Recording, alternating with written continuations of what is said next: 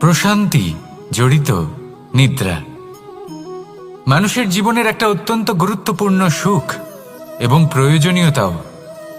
দেখতে গেলে এই সংসারের প্রত্যেক পশু পাখি, প্রত্যেক জীব অবশ্যই নিদ্রা প্রাপ্ত করেন, কিন্তু মানুষ, যার মধ্যে বিচার বিবেচনা করার শক্তি অন্যদের থেকে অনেক বেশি, তার কিন্তু ঘুমের কিছু সমস্যা অবশ্যই হয়। কি বলেন, তাই তো? এবার এর কারণ কি? চিন্তা। এবার চিন্তা আমাদের সবার জীবনে আছে। আমরা সকলে জানি যে চিন্তা কখনো আমাদের সাহায্য করে না, তাও আমাদের জীবনে আছে। কেন? চিন্তার মাধ্যমে কি কখনো কোনো সমস্যার সমাধান হয়েছে? অর্থের চিন্তা করলে কি অর্থ লাভ হয়? ভবিষ্যতের চিন্তা করলে কি ভবিষ্যৎ ঠিক হয়ে যায়? স্বাস্থ্যের চিন্তা করলে কি স্বাস্থ্য নিজে থেকেই ঠিক হয়? হয় না। তাহলে এই সব কিছু থেকে আমাদের একটা ছোট্ট শিক্ষা অবশ্যই লাভ করা উচিত। আপনিও আপনার কাঁধ থেকে চিন্তার এই বোঝা নামিয়ে ফেলুন। আর এই সব ইচ্ছে একত্রিত হয়ে আমাদের মনে চিন্তা উৎপন্ন করে। তাই এই চিন্তাগুলিকে ত্যাগ করুন। প্রকৃতির প্রেমের উপর বিশ্বাস রাখুন। মনে রাখবেন, যিনি চিন্তামুক্ত হবেন তিনি চিতামুক্ত হবেন। সুখের নিদ্রা প্রাপ্ত করুন, আর নিদ্রায় যাবার আগে আমার সাথে ভালোবেসে বলুন, রাধা রাধা। মহাদেব, সেই দেবতা যিনি মহান, যাকে দেবতাদের দেবতা বলা হয়, যিনি হলেন আমার আরাধ্য। কখনো আপনার মনে এই প্রশ্ন এসেছে যে শিবকেই কেন মহাদেব বলা হয়, অন্য কোনো দেবতাকে কেন বলা হয় না? সেই কারণ মহাদেবের মধ্যে, ওনার মধ্যে এমন এক বিশেষ গুণ রয়েছে যা অন্য কারণ নেই। তা হলো নিঃস্বার্থ হয়ে মানুষের সেবা করা। যদি প্রয়োজন পড়ে, যদি সৃষ্টির পথে বিনাশের কালো মেঘ ছেয়ে থাকে, তখন নিজের প্রাণের চিন্তা না করে হলাহল পান করার জন্য প্রস্তুত থাকেন মহাদেব। আর এই অদ্বিতীয় ত্যাগের জন্যই শিবকে মহাদেব বলে ডাকা হয়। এবার যদি কোনো মানুষও নিঃস্বার্থ ভাবনার দ্বারা নিজেকে অর্পণ করে দেয় এই জগতের কল্যাণের জন্য, মানুষের সেবার জন্য, তাহলে তিনিও মহাপুরুষ, মহামানব হতে পারেন। যদি কেউ অভুক্ত থাকেন, তাহলে নিজের থালা থেকে অর্ধেক খাবার তাকে দিয়ে দিন। যদি কেউ অসুস্থ হন, তাহলে তাকে সেবা করার, চিকিৎসা করার চেষ্টা করুন। এই জীবন শুধু নিজের জন্য নয়, অন্যদের প্রতি, সমস্ত সংসারের প্রতি উৎসর্গ করুন। যদি এইসব মানুষ শিখে যান, তাহলে তিনি মহাদেবের পথে অগ্রসর হতে পারেন। যদি মানুষ নিঃস্বার্থ ভাবনার দ্বারা এই সংসারের সেবা করতে শিখে যান, তাহলে তিনি নিশ্চিত রূপে মহামানব অবশ্যই হতে পারবেন। আসুন আমার সাথে ভালোবেসে বলুন, রাধা রাধা। স্বর্ণ, হিরে, মুক্ত, মানিক, এই সব কিছুকে আগে পাথর বলা হতো। তাহলে এমন কি হলো যে এদের রত্ন বলা হয়? আর রত্ন তা বাস্তবে আসলে কি? এটা হলো সেই পাথর যাকে আগে আগুনের তাপ সহ্য করতে হয়েছে, পরখ করা হয়েছে, যাচাই করা হয়েছে, এদের কাটার চেষ্টা করা হয়েছে, কিন্তু তারা কখনোই নষ্ট হয়নি, বরং তারা আরো উদ্ভাসিত হয়েছে, আরো উজ্জ্বল হয়েছে, এই সংসারে আরো প্রকাশ ছড়িয়ে দিয়েছে।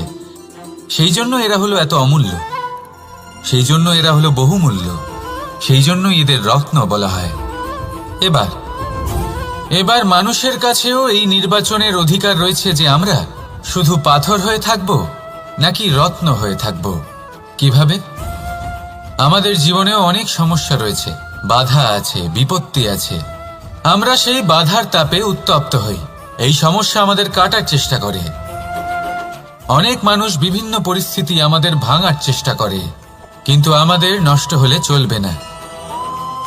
যেভাবে এই রত্ন সমস্যার সম্মুখীন হয়ে পাথর থেকে রত্ন হয়েছে, সেইভাবেই আমাদেরও আমাদের সমস্যার সম্মুখীন হয়ে রত্ন হয়ে উঠতে হবে, এই সংসারে প্রকাশের স্রোত হয়ে উঠতে হবে।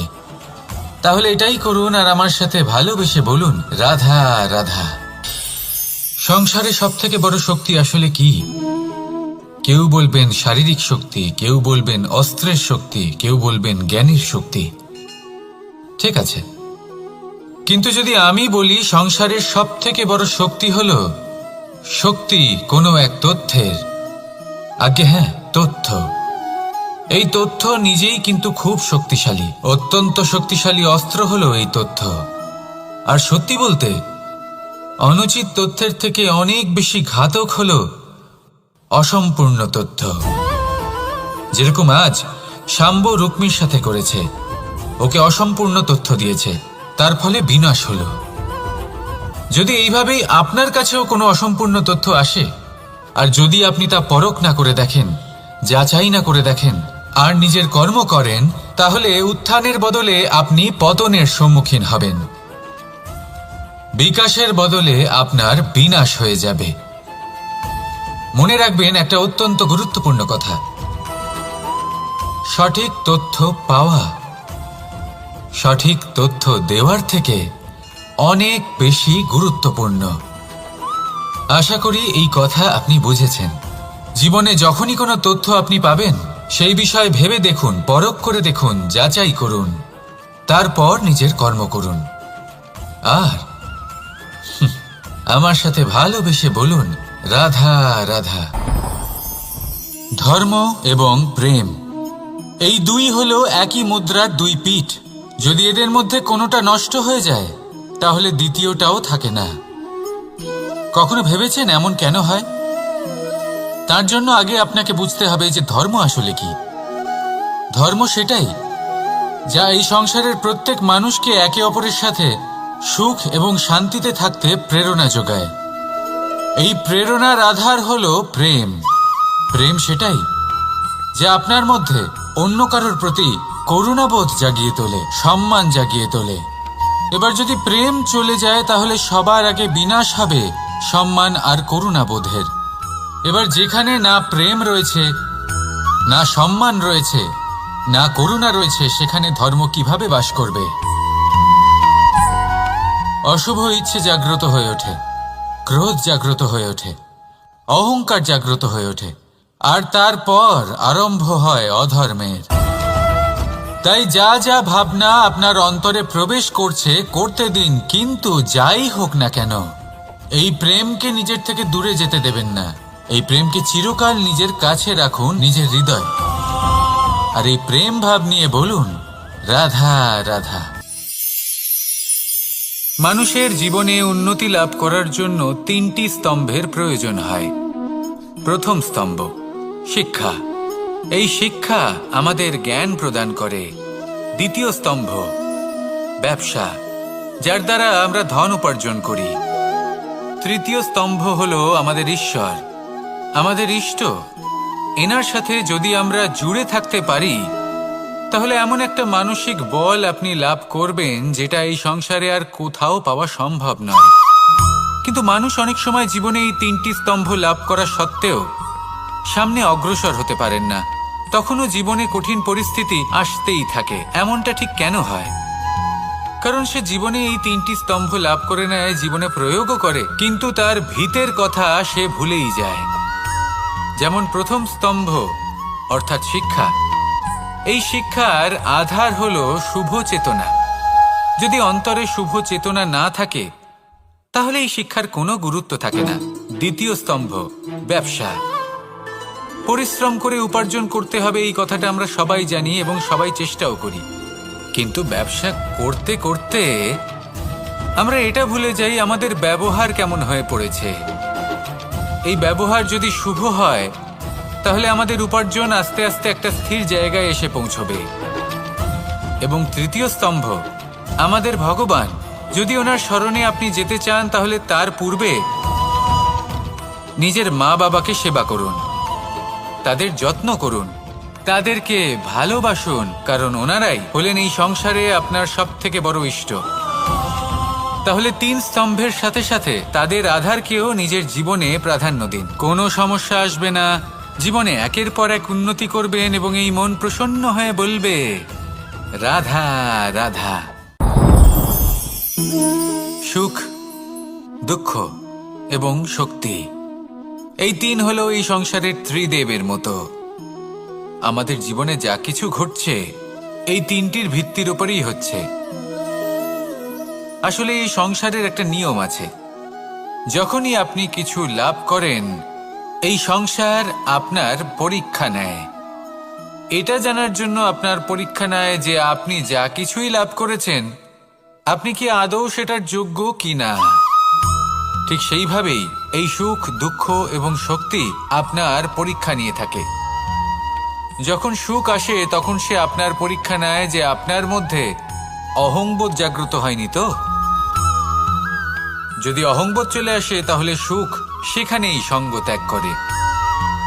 দুঃখ আপনার ধৈর্যের পরীক্ষা নিতে থাকে, আর যদি আপনার মধ্যে ধৈর্য না থাকে তাহলে এটা আপনাকে আরো বেশি দুঃখের গভীর অন্ধকারে ঠেলে দেবে।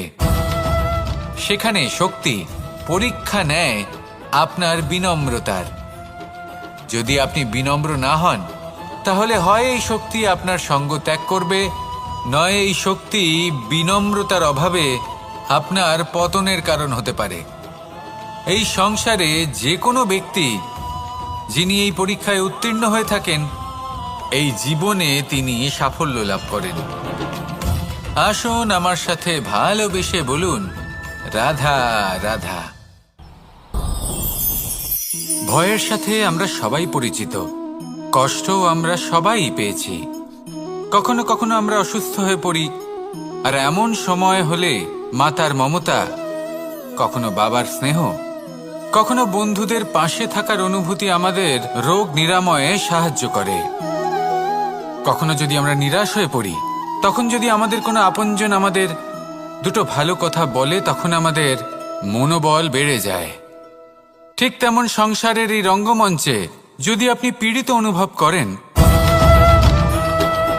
কিছু শুভ কথা আলোচনা করুন, কিছু স্তুতি গান করুন, কিছু মুহূর্তের জন্য হলেও নিজের ইষ্টদেবের কথা স্মরণ করুন আর প্রার্থনা করুন।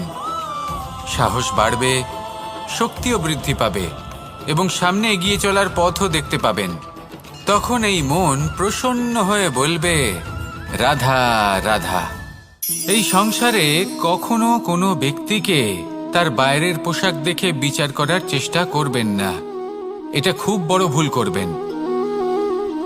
যেমন আমরা জীবনে অনেক সময় এমন করি, ধরুন কোথাও একটা গাছ দেখলাম, খুব বিশাল আকারের একটা গাছ যেটা মাটির থেকে অনেক উঁচুতে পৌঁছে গেছে, যার বিশাল শাখা আছে। সেগুলো দেখে আমরা ভাবি যে এই গাছে হয়তো কত সুস্বাদু ফল আছে, আমরা সেই গাছের পরিচর্যা করতে থাকি। আবার অন্যদিকে হলো একটি তৃণ যেটা মাটি থেকে কিছুটা উঁচুতে পৌঁছেছে, কিন্তু সেই তৃণর নিচে, মাটির নিচে অত্যন্ত সুস্বাদু ফল বা সবজি জন্ম নেয়, যা আমাদের স্বাস্থ্যের পক্ষে অত্যন্ত উপকারী। সেই জন্য কখনো আবরণ দেখে কাউকে বিচার করতে চেষ্টা করবেন না। তার বদলে এটা বোঝার চেষ্টা করুন যে আপনার সামনে যে ব্যক্তি আছে বা বস্তু আছে তার বিশেষত্ব কি। যদি এই বিশেষত্ব বোঝার ক্ষমতা আপনি অর্জন করেন, যদি এই শিল্প আপনি নিজের ভেতরে জাগ্রত করেন, তাহলে এই সংসারে বিশেষত্ব কি সেটা আপনি জানতে পারবেন। আর এই সমস্ত খেলা দৃষ্টি থেকে নয়, দৃষ্টিভঙ্গি থেকে জন্ম নেয়। দৃষ্টিভঙ্গি সবসময় শুভ রাখুন আর আমার সাথে ভালোবেসে বলুন, রাধা রাধা। যখন আমরা কোনো বনে প্রবেশ করি তখন এই সবুজ ঘাস দেখে, এই কোমল ঘাস দেখে আমাদের মন প্রফুল্ল হয়ে ওঠে। ভিন্ন ভিন্ন প্রজাতির ফুল, ভিন্ন ভিন্ন রঙের ফুল দেখে এই মন আনন্দে ভরে ওঠে। এখানে শিশুরা আনন্দ লাভ করে, বড়রা ভোজন গ্রহণ করেন, কথাবার্তা বলেন, হাঁটাহাঁটি করে বেড়ান। এবার ভেবে দেখুন, যখন এই উপবনের নির্মাণ হয়েছিল সেই সময় যদি এই মাটিকে সঠিকভাবে খনন না করা হতো, যদি তাতে সঠিকভাবে বীজ রোপণ না করা হতো, যদি কোনো সংঘর্ষ না হতো, পরিশ্রম না করা হতো, যদি চলতে চলতে পায়ে কাঁটা না বিঁধে যেত, তাহলে এই সুন্দর বন দেখে আমরা কি এই আনন্দ লাভ করতে পারতাম? কখনোই নয়। ধরুন কোনো নদীর তটে সুন্দর একটি বন আছে, সেই বনের আনন্দ লাভ করতে গেলে আপনাকে সেই নদী পার করতেই হবে। যদি সুখের নদীর কাছে পৌঁছতে চান তাহলে তটে যে কাঁটা রয়েছে সেগুলোর সাথে সংঘর্ষ করতেই হবে। এই সংসারে যদি আপনি সুখ লাভ করতে চান তাহলে সুখ লাভের এই যাত্রা শুরু করতে হবে সংঘর্ষ দ্বারা। তাহলে সংঘর্ষকে স্বাগত জানান, এর পেছনেই সুখ রয়েছে যা আপনার জন্য অপেক্ষা করছে। এবার হাসুন আর আমার সাথে ভালোবেসে বলুন, রাধা রাধা। সংসারে আমাদের জীবনের সবথেকে বড় দোষ কি আপনি জানেন? কেউ বলবেন লোভ, কেউ বলবেন লালসা, কেউ বলবেন অসত্য।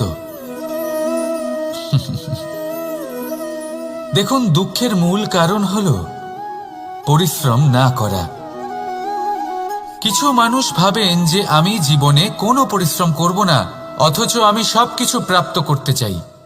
আর এমন এক কারণের জন্যই দূতের মতো খেলা আমাদের জীবনে প্রবেশ করার সুযোগ পায়। দূত। এই দূত আসলে কি? দূত অর্থাৎ কোনো পরিশ্রম ছাড়াই অন্য কেউ পরিশ্রম করে যা অর্জন করেছেন, যে সুখ সুবিধা অর্জন করেছেন, তা নিজের জন্য শুধুমাত্র একটা খেলার মাধ্যমে নিজের করে নেবার ইচ্ছে। আর এই ইচ্ছে অত্যন্ত বিনাশকারী হতে পারে। এই ইচ্ছে যদি আপনার বিবেক, আপনার মন, আপনার চেতনা, আপনার ভাবনা প্রবাহিত করে ফেলে, তারপরে আপনি চেষ্টা করতে শুরু করে দেবেন, আর সেইখান থেকেই আপনার পতন শুরু হবে। এই চেষ্টা করবেন যে অন্য কারোর জীবনের সমস্ত ধন, তার সমস্ত জীবন সম্পূর্ণভাবে নিজের করে নেওয়ার। কারণ প্রথমে আশা জাগ্রত হয়, আর এই আশা হতাশায় পরিণত হতে সময় লাগে না। এই হতাশা কুণ্ঠায় পরিণত হতে সময় লাগে না, কুণ্ঠা লোভে পরিণত হতে সময় লাগে না, আর এই লোভ প্রতিশোধ স্পৃহাতে পরিণত হতে সময় লাগে না। আর যখন এই সব কিছু হয়, আপনি দুষ্ট হয়ে যান। আর সবাই জানেন যে প্রত্যেক দুষ্ট ব্যক্তির পতন হলো অবশ্যম্ভাবী। তাই নিজেকে দূতের থেকে দূরে রাখুন আর পরিশ্রমকে নিজের কাছে টেনে নিন। জীবনে আপনার যা যা স্বপ্ন রয়েছে, যা আপনি করতে চান, শুধুই পরিশ্রম দ্বারা অর্জন করুন। তাহলে তাই করুন আর আমার সাথে ভালোবেসে বলুন, রাধা রাধা।